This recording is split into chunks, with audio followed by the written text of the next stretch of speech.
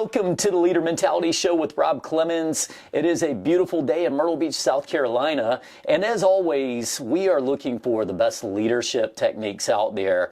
But so often, I'm talking about leadership of you, maybe of your staff, but we need to start setting up leadership much earlier than we think too. And I've got a person on here today that's going to talk about something we have never talked about on the show, which is starting leadership at the child level and actually setting up kids to be their best. So she is with Living My Best Life Coaching and Empowerment. Her name is Allison Pavone, and welcome to the show. Thank you. Right. We had this debate for anybody listening, is it Pavone, is it Pavone? And she said they're both right, so I couldn't go wrong there. If you go to Italy, it's probably Pavone. Oh, yes, right. my father-in-law, like I said, right. Do you have an Italian family that's very, like, authentically Italian, you know, hey, and all that stuff? Yeah, exactly. Yeah, well, my husband's side is, they're 100% Italian. Like, my mother-in-law and father-in-law are both Italian, and then my mom is half Italian. Okay. And because my grandmother's all Italian, and my grandfather, I don't really know. He was Irish, German, and then my dad is Greek. So okay, yes, wow. And we're from New York, so we have all of that. Well, then this is all of that. You know, and it's interesting because we're talking about setting up children for success today, and what I call future leaders of America. Yeah. And we're going to talk a little bit about childhood obesity and how to prevent that and how to really help kids be there. Which is funny. We start off because the old rumor is that Italian people love cooking Italian food and eating. Is that true? That is very true. Right. However, where you do it is a big thing. If you do it in American, it's very different than if you were to eat in Italy, or I should say 30 years ago when I used to eat. Yeah. Right, from my grandmother's table, it's very different than it is today, only because of what's in the food. Oh, right. Well, of course. Well, I look forward to hearing more about that Yes. later, as will everybody. And as you can tell, she is into healthy living, and so we're going to talk some more about what you do later. Yeah. But before we get into all that, I mean, what have you been up to lately? So the past few months, I've kind of just been working on myself. Mm-hmm. I had owned Burn Boot Camp for 4 years, and my husband and I recently sold in May of 2023. And by the way, just for those who don't know Yeah. about Burn Boot Camp, Okay. tell me what you were doing there. Sure. Burn Boot Camp is a gym, and it's pretty much, it started off as a women empowerment community. And as the years went, it is a franchise. The owners decided to start implementing more men into workouts. So now it's a very family-owned gym. I actually went 4 years in Raleigh, and that's how I came across it. Fell in love with the brand and decided to open one myself. My husband and I were moving here. I was leaving my community, and it was something that I was passionate about. So what we do there, it's 45-minute workouts of HIIT training, burst training, and then we do nutritional focus meetings. Oh, okay, so, okay. Since I was a health coach, it kind of fell into what I do. Wow, that's really cool. So, and I didn't mean to get you off the topic No, so yeah, fast, absolutely. but you said it started off as a women's empowerment group. It did. Okay, and but then some men got involved. But tell me about the women's empowerment, why that was important to you. I think, basically because it helped me. It helped me grow as an individual. It helped me see things that maybe I didn't in the past. I think just having that positive connection every day with the women and pushing each other, it put me on a different level.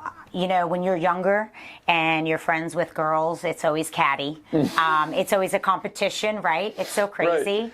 But as you get older and you get in your 30s and 40s, it becomes different. Like, you start to realize that you're all the same, right? And you're all trying to shoot for the same goal as moms. Yeah. So I think that is what really, encouraging each other and pushing each other to be the best. And for me, that really hit home for me. Okay. So I enjoyed it, and I was like, this is something I need to do. Well, you know, it's really cool because I don't even think it's just women, and I don't think it's just necessarily a Right. certain age. I think, although it is, but it also extends past that, right? Sometimes we need to have peers around us with common goals. Right. And look, life isn't perfect. We're not always going on a perfectly straight Exactly. trajectory upwards. You go through these ups and downs, and sometimes it's just great to be able to sit down with somebody and say, hey, I'm feeling like this, and, Yeah. and what do you think, and bouncing those ideas. So very cool that you were Exactly. doing that. Yeah, Okay. yeah. So I really enjoyed it. Yeah. So sorry, get That's back okay. to so you, Yeah. you had the burn. So I had the burn. So I've just been working on myself. I currently, I stopped working out at Burn, but because I felt like I needed to do something something for me. I love all the girls there. I miss them terribly. And I created great relationships. But I think it was time for me to step back. We sold it to our trainer and another member. And, just do something for me, focus on me. When I left Burn, I actually had adrenal fatigue. Oh, okay. I went to a functional medicine doctor. I wasn't feeling good, and it turned out that my adrenals were fried. Really? Yes. Is this genetic, or is that something that happened? That's something that happened just from the lifestyle of getting up at 3 a.m. every day and working 17 hours a day and doing that for 4 years. Yeah. And by the way, you talk about there's a certain segment of our society that's like, bravo, 17-hour days, you're doing great.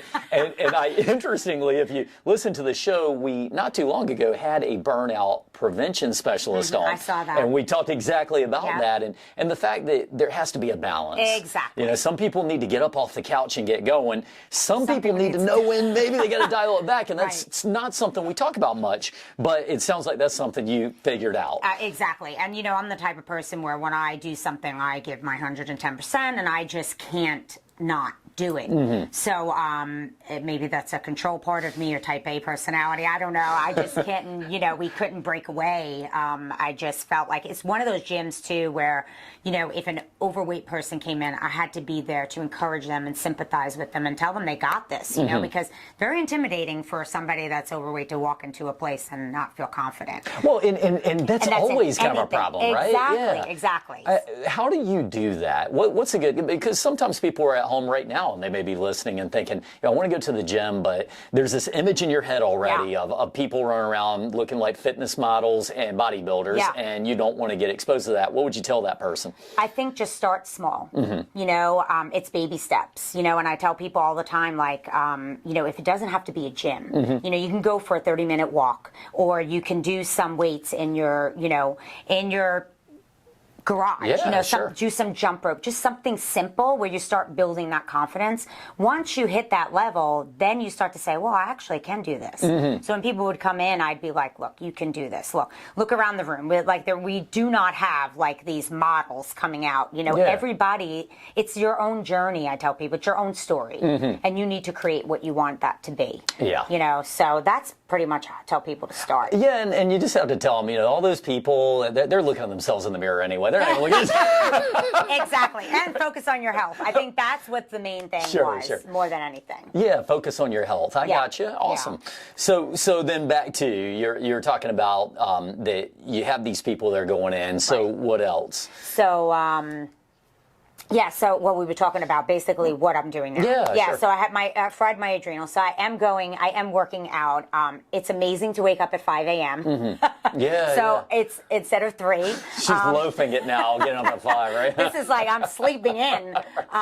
But 5, I go to the gym. I go to Finish Strong, which I love. It's on 17. Amazing gym, amazing owners. I love it. I created something for myself, great community.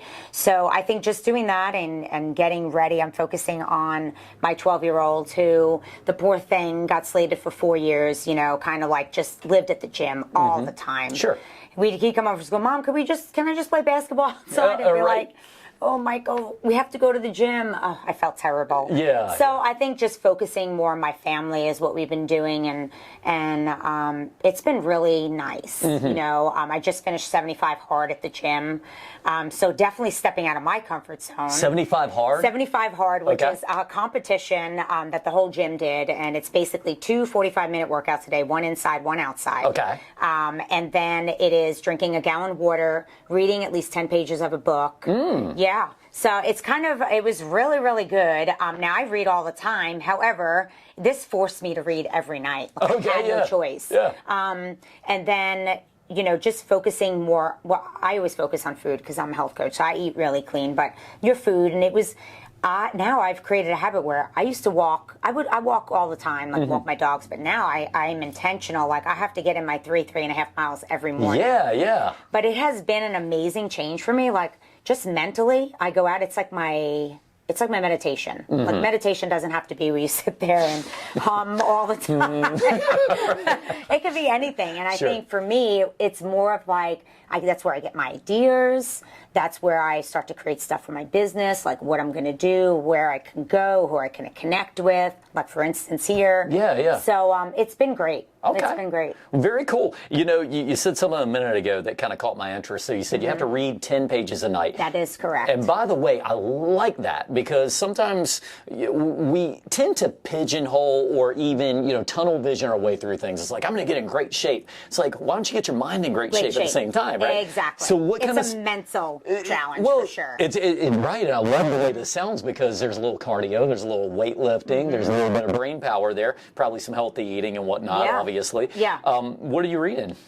Well, at the moment, I'm reading When Food Bites Back. When Food Bites Back. Yeah, okay. I am, like I said, I'm a nerd, a science nerd when it comes to food and stuff. So it's actually about I got it, an autoimmune doctor that talks about food sensitivities and what it can do and how autoimmune diseases come out. And the reason why I got it is because my son and my little one has celiacs, which I actually, we could talk about that more, but I'm the one that diagnosed him with it before we even went to the doctor. And then I have my daughter and him both have a nut allergy. Wow. So I'm trying to figure out a way to get her to be immune to nuts. They both are severe, like anaphylactic. Oh, really? Wow. Yes. Oh, you talk about food biting back, man. That is biting back. So we talked about food that bites back, right? What's maybe one or two types of food that bite back, and what don't we know as a society? So before I became a health coach, I didn't know either. So I don't want anyone to take offense to this or to think it. There's no judgment. Sure. But unfortunately, a lot of the world and, population does not know what's in the food. So ultra processed foods have become more and more relevant of having things in them that are not supposed to have in them. For instance, dyes like red 4 or yellow 5, glyphosate, which is a Roundup weed killer. God, I love glyphosate in my food too. No, I love glyphosate. So it does nothing for us but kill our microbiome and our gut health. And why do they put it in the food? Is it a preservative or what is it? No. So when they spray crops like corn and wheat and barley and things like that, it's on the foods. So when they make Doritos or anything that's a corn related like corn puffs or anything like that, it's in the food because they're spraying the crops with this. Now, this was not as prevalent like when we were children. I don't know how old you are, but...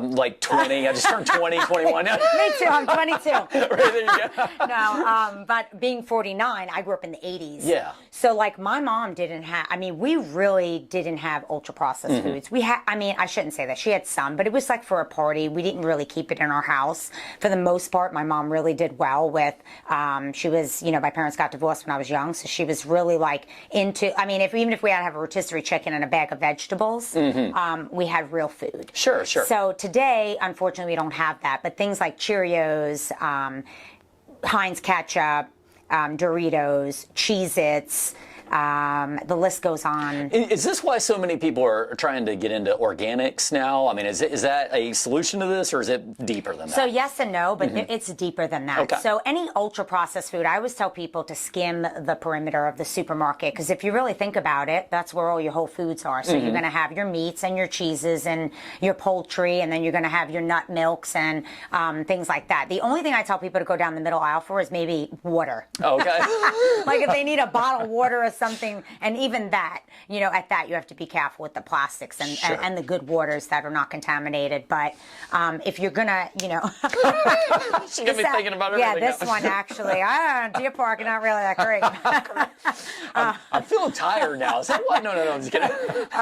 But no, in all honesty, it's what's in the foods that people don't know. Popcorn. It's really sad because this is why we have autoimmune disease on the rise. Autoimmune disease is not just one disease. So it's asthma, it's hypothyroidism, it's hyperthyroidism, it's adrenal issues, it's Parkinson's, MS, so many things are on the rise. But if you think about it, the foods like that is what cause inflammation in our body. So here, people get out of bed and they're like, they can't move, or they have joint pain, or they have arthritis, and they have things like that. So whole foods is the best. Now, when you said, like, is this, with the spraying of even organic, you have to be careful at what organic you're getting. So I do videos all the time with people, like on my Instagram. I did one the other day on eggs, to give an example. But pasture eggs are the best eggs to eat because the chickens are able to roam around more, and they don't feed them corn or any sort of things that are going to cause inflammation. Okay. So you want to get a pasture egg. And if it says cage-free, it doesn't necessarily mean they're healthy because they're only roaming a certain area, and they usually give them corn. Okay. And things that are not. Corn is bad. We want no is corn. bad. All right, gosh, man, skip the corn tonight, honey, when you're making your dinner. Okay. All right. So let me ask you a question. This is one that I've heard about before.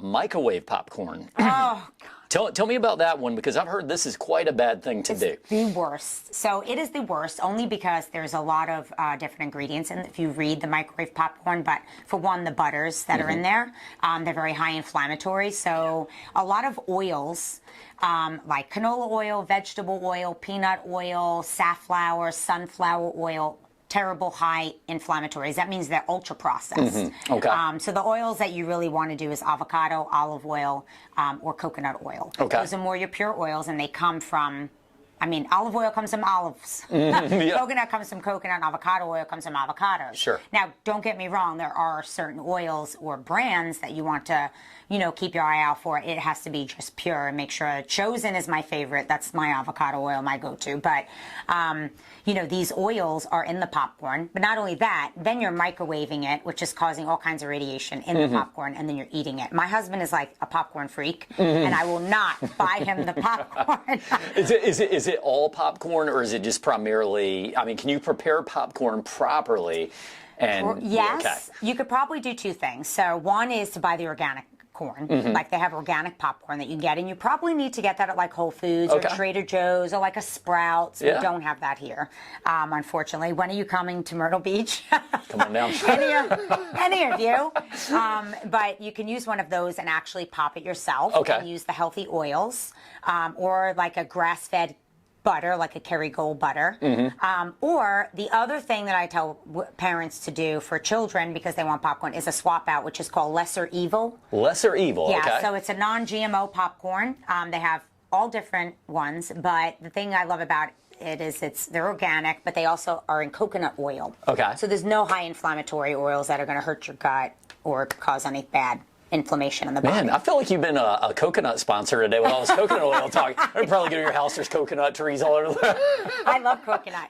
Okay. That's like the one thing my kids can have that they're not allergic to. The two ones that have peanut allergies. So gotcha. We use coconut milk and yeah. Yeah, very cool. Very cool stuff. It was interesting, and the reason I went down that popcorn thing was that at one point my father-in-law actually had something going on with, kind of scare with cancer. He goes down and he's talking to the doctors, and they said one thing you got to stay away from is that microwave popcorn. Certain carcinogens within that specifically. So you want to talk about foods that bite back, people. Don't do that, right? Well, very cool.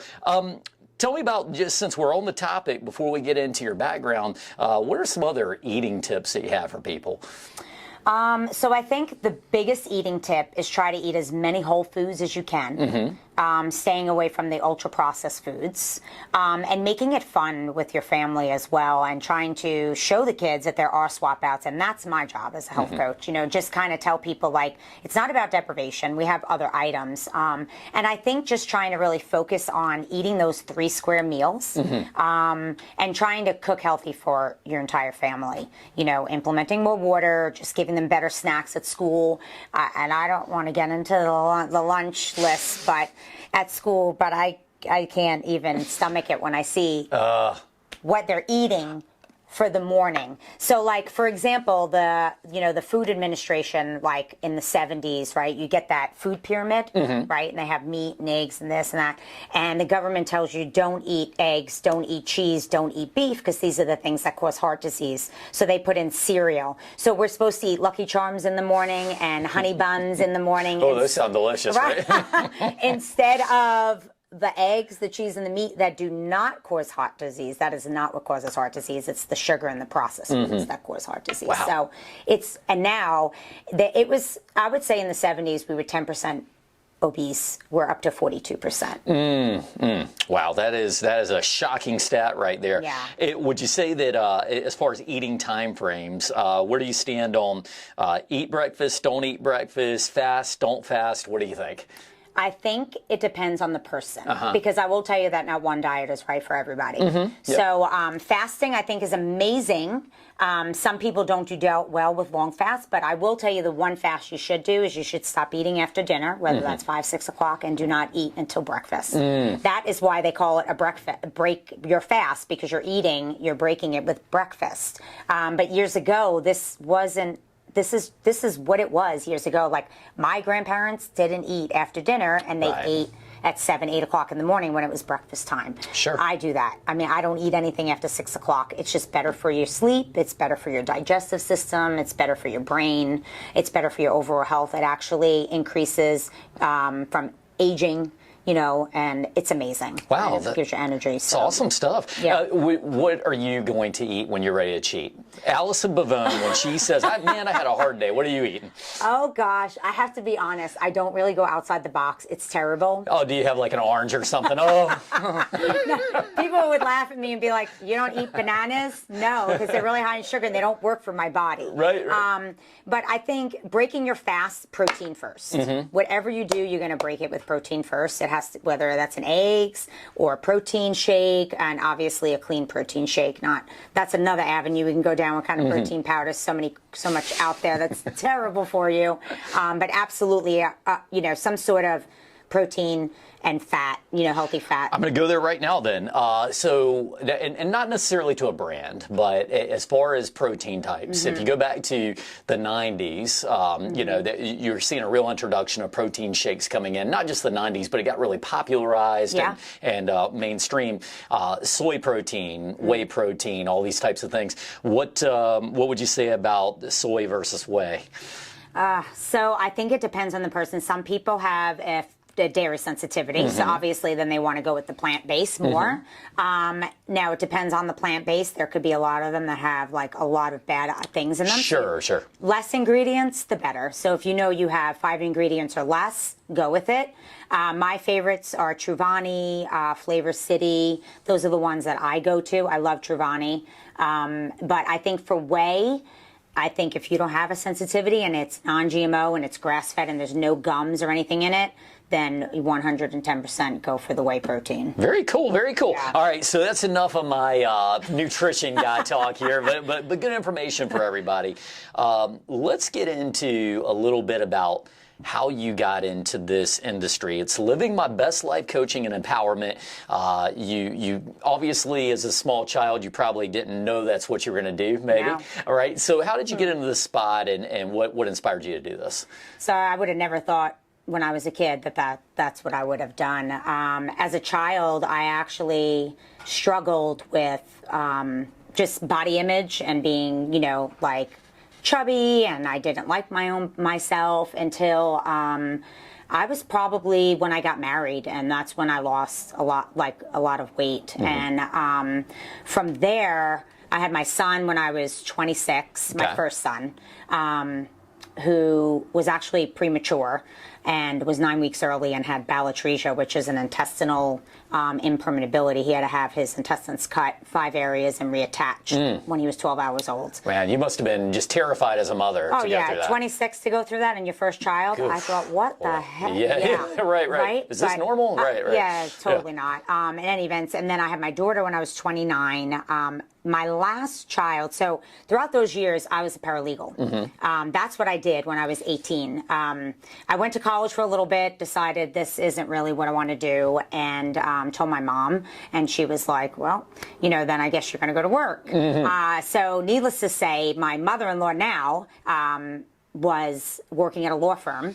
And my husband and I were dating since we're 18, and she said, why don't you come work at the law firm and work in depositions with me? So that's what I did. So thanks to her, that's how I got into. Sure. We worked for a plaintiff firm on Long Island, and that's where I'm from, and I loved it. It was really interesting to me, and from there, I actually just kept building on top of that. So I went into all different litigation. I did real estate, I did collections, I did criminal here and there, and then I went into the real estate was my biggest thing because I loved it. I would close loans on Long Island and kind of travel for different title companies, and that's what I did because when my son was little, I couldn't work because he was so early. He had, and he can get susceptible to RSV, so he couldn't stay in any sort of, daycare or anything like that.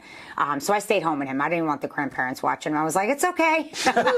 We got it. I wanted to just put him in a bubble. They probably would give him all kinds of processed foods, I'm imagining. I don't know. Right? So funny. But then I just, when I was, I guess, 22, I decided that I wanted to take my, education further, even though just working in a law firm. I was like, let me go get certified. So I went to like a trade school in Plainview, New York, and I worked full time and then went to school at night for 18 months. It was long 18 months, but it was worth it. But the thing is that I knew already everything there was to know about law because I was working in it. So it was kind of like the program was super easy. It was just to get that certification so it could bump me up, in salary and I could climb the ladder and make, with that being said, I worked in probably, 8 different law firms on Long Island, climbing the ladder. And then my husband and I moved to Raleigh when my daughter was 4. And I went back to work in Raleigh. So I worked for a collection firm, which I absolutely could not stand. And it was awful. Just good news for everybody all day long, right? Trying to call people to get okay, we need your money. Like, it was awful. Right. And then I worked for a law firm, Brown Crump, Venor and Tierney, downtown Raleigh for 10 years. I worked for the senior partner, and we did insurance defense, which I loved. It was great. I worked 7 to 3, and it was a great, great job. But I had my last son when I was 36. So my husband and I couldn't believe it because he wanted to have another one. And I was like, I'm too old. I'm not going to get pregnant. Like, who thinks you're going to get pregnant at 36? Well, yeah, and you have a 10-year spread there, too, right? Yeah, my son was 26, right? Exactly. Okay. And then my daughter was 7 years from him because Joe and Gianna are very close in age. And I thought, oh, my gosh, I cried. I never... I was like... When you found out you got pregnant? Yes, because I just went back to work, and I said to my husband, what the heck are we going to do? Like, is there any chance they're going to be listening to this show and hear about how you cried? But I love him to pieces, and he's... Okay, right. Honestly, like, our life would not be the same without him. Right. So, I was like, oh my God. So I went back, I did obviously have him, and went back to work. And my mother-in-law stayed with him because my mother still lived in New York, and they're the only ones that were there. So she watched him, thankfully. And but it was really weird to go back because I really stayed home with my other 2. Until Gianna was 4 and Joe, I stayed home the whole time. But I did like night stuff, like I would do closings, things like that. I always, did something to make money. And then after I had Michael, went back to work, like I said, and then we lived there for 10 years. So I worked for Brown Crump. In that 10-year mark, my husband wanted to move here, and I have to be honest, I did not want to move to Myrtle Beach. Oh, interesting. You have a lot of people who do want to move here, but I guess there's some that don't. You know what it was? I did my 30s. I did my midlife there. And we moved there when I was like 34. My children grew up there, the 2 older ones. One was 4, one was 7 when we moved there. I met all my midlife friends. I had Bern. I loved it. I loved everything about it. We had our pizzeria. I was like, I don't want to leave. My daughter played for NCFC, and Gianna played soccer since she's 7. So she had to leave all her friends in 9th grade, no less. It's always hard to relocate when you have kids. I think it makes it harder. It is. And my oldest was like, whatever, because he's not my social butterfly. She was. And Michael really didn't know any different. He was in 1st grade. So we moved here, and I really didn't want to. When we came, I was like, oh, God, what am I going to do? I told my husband, I'm not going to be in law anymore. Back to, you started off with, you come down to Myrtle Beach, and what next? So we came down to Myrtle Beach, and I started health coaching. But when I first opened, it was Pathway to Wellness. And I changed, and then we opened Burn, so I stopped coaching. But I was coaching in Raleigh as well. So that's really what brought me. I did an online course in 2017 called... Health Coach Institute, and it was an integrative health coaching course. It was a 1-year course, and I did it online when I came home from work at night and studied. But I loved it, and I did it within 6 months. So completed that, and then did an advanced nutrition course in diabetes, heart disease, autoimmune disease, cancer, did all those advanced nutrition courses, and then just fell in love with helping people, just getting better and just just feeling better about themselves. If they would have told me, I didn't really know what the program was about when I started. Like, in other words, I was like, how am I going to change people's mind? Like, what am I going to do? I grew up in the 80s where it was like Jenny Craig, Weight Watchers, all these things. And it was that limited dieting, that deprivation. The things that I went through and heard just from functional medicine doctors and the mindset completely changed my mindset. Okay. So I loved being like, I was like, well, I got to share this with other people because, especially women, because we're the type of people that like, okay, I used to be the type of person that would work out because of what I ate the day before, not because it was for your health. Sure. You know, I was an athlete my whole life. I always played sports and always did things. But I mean, if I ate that certain thing, I'd be like, oh, I'm just going to work out tomorrow. So it's okay. Right. My mentality has completely changed now. And my diet, not that I ever ate bad, but I mean, I might not eat a meal. I might just pick off my kid's plate. And because I am the way that I am, now my children are the way they are and the way they eat. My 12-year-old has never had fast food. Really? That seems almost impossible to believe. I swear Would they tell you if they did God, at this point? Pizza. That was his, Okay. but then we found out he had celiacs, which I did diagnose him with. Okay. So this is the one that you obviously have to adjust your diet because it affects the Affects his digestive tract, right? Yep, exactly. Which you can end up with Crohn's disease if you do not take precaution. Okay. Wow. Yeah. So you learned a lot from this, but I go back to the deprivation part. You're right. There was a point where deprivation was the way to go, or even tricks, like the tricks like low carb diets and things. But you're suggesting that it's not about that. It's really about just being mindful of putting in the best foods you can put in. Exactly. At the And time. eating the whole foods and really paying attention to being intuitive. Like teaching my clients to be intuitive is something that has taught me.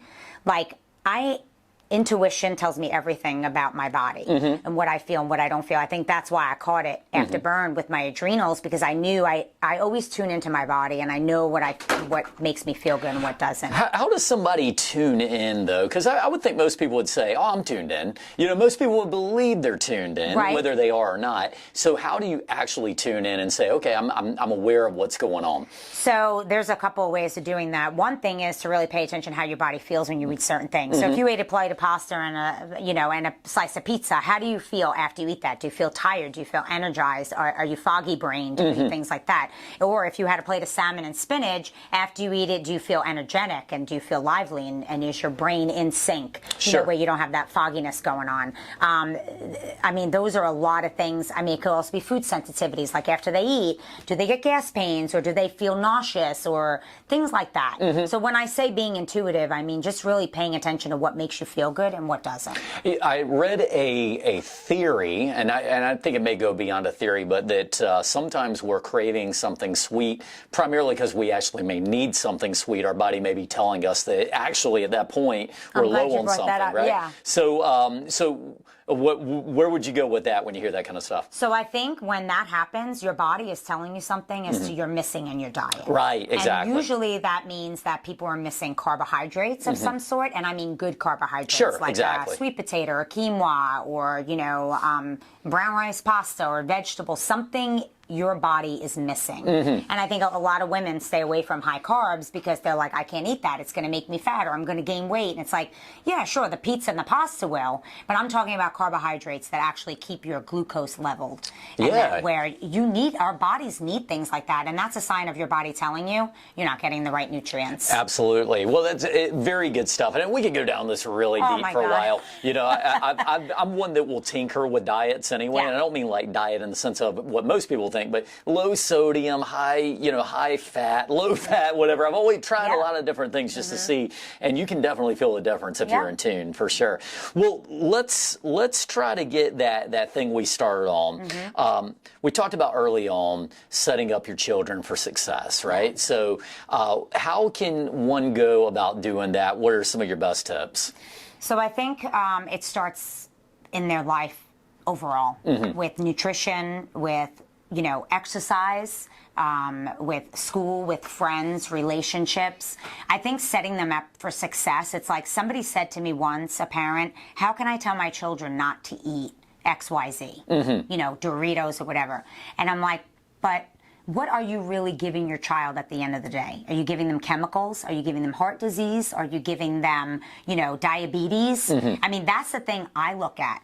So my son, who's 12, has celiacs. And yes, it's like, at first, he was like, what am I going to eat? But I eat like that. So he sees that, like, okay, we don't need gluten. Gluten doesn't taste good. There's not even have a flavor. Sure. There's really no reason to have it in the food anyway. So now he sees, like, I think being more of a leader with what you show your children, it's going to trickle down.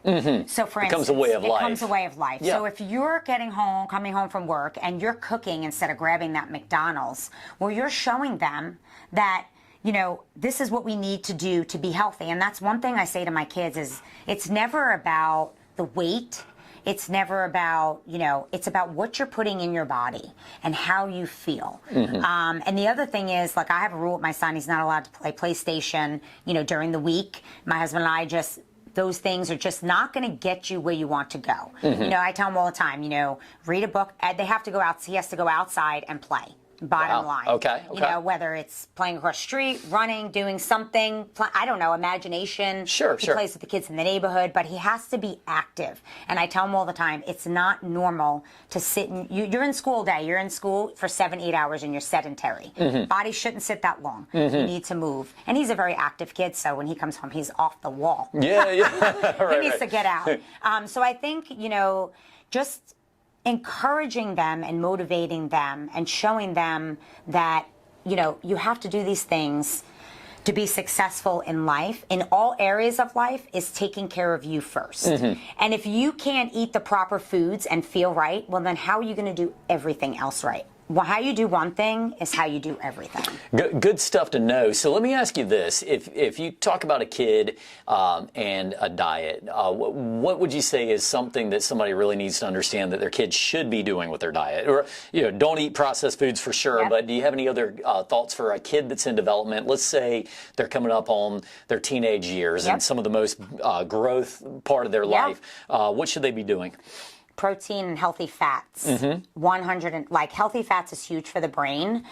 Protein so they can grow, and obviously you need those healthy carbohydrates, especially for kids that are in sports and activities. The other thing is hydration. I'm a big one for hydration, but I would stay away from all of the Gatorades and all of the vitamin waters and all of the primes, whatever else is out there. My kids actually just have electrolytes or coconut water. Okay. That's what they drink. Interesting. Because it doesn't have any natural flavoring. It doesn't have any, colors or dyes that is going to affect their brain. It just simply hydrates you. Okay. With sodium, potassium, magnesium, things that we need, and minerals for our body. All right, gotcha. All right, so one last question for you. I'm going to see if I can stump you on this one. All right. So if you're on a long road trip and you didn't do what you probably would tell me you've already done, but let's say that you get out there and you didn't pre-prep some food, you need to get some food somewhere. Is there any one place that you would say you would go if you just needed to get something relatively healthy? It's a tough one, right? It is a tough one because we don't eat, like my family literally does not eat any processed food or fast food, but I would say try and find the healthiest place you can. I think they did a study, so believe it or not, Chick-fil-A is probably one of the worst places. And Chipotle. I would say if you could find a pizzeria and find a salad, maybe get some grilled chicken on it. I guess that's sort of doable, yeah. For the kids, it could be really hard when you're out. I have the tip if you're going for a long ride and you do prep, but honestly, I would just say find the healthiest place you can. In those moments, listen, there's all going to be times life happens, right? Yeah, and exactly. you just have to, go with the wing, and it's about balance. So if you're out and about and you don't have the resources, then you just try to do the best you can with what you have. Right, good stuff. Well, and at the end of the day, that does sometimes happen. Prepare all you can. Sounds like with the kids, you want to set them up for success. So you start working on their body, working on their mind, working on their diets. Exactly. But sometimes you find yourself and you are in that situation where you just can't do anything else. Everybody's human, right? Yeah. And we have families on the go. Yeah, work through it. What's up next for you, Allison? You said your website's being developed. When is that going to be up, and how can people get to it? So that'll be up hopefully within the next 10 to 15 days. We're almost there. Okay. So I can shoot you the link to put on so people can find it. Pop it on the screen. I also have an Instagram page, Living My Best Life. Okay. Coaching, and I have a Facebook page, Living My Best Life Coaching. They can find me on there. What is next? I have some things in mind.